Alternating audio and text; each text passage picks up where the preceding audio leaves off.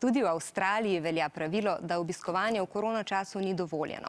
Zato je tamkajšnji premierki pisal Oli, ki ga skrbi, da velikonočni zajček letos ne bo mogel k njemu. A premierka je zagotovila, da za zajčke pravilo ne velja in da lahko obišče otroke. Očitno imate podobne skrbi tudi vi, saj smo na našem YouTubeu dobili vprašanje, ali bo velikonočni zajček tudi hodil naokrog med COVID-19, kmalu se bliža velika noč in mu nameravam speči potico. Ker je gibanje zunaj domače občine prepovedano, kar bodo ta konec tedna spet poostreno nadzorovali policisti, smo kar njih vprašali, ali morda za zajčka velja kakšna izjema. Dragi infodromovci in infodromovke, midve so policistki Doris in Anja. V teh dneh skrbiva za to, da vsi spoštujemo pravila, s katerimi preprečujemo širjenje novega koronavirusa.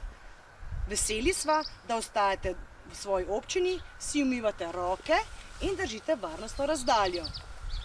A slišali sva, da vas zaradi vseh teh ukrepov skrbi, da velikonočni zajček ne bo mogel do vas, zato imamo pomembno sporočilo.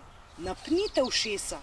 Policisti smo tu, da pomagamo. Zajček opravlja pomembno delo, zato ima vso pravico prečkati občinske meje, saj drugače ne more obiskati tistih otrok, ki ga vsako leto pričakujete.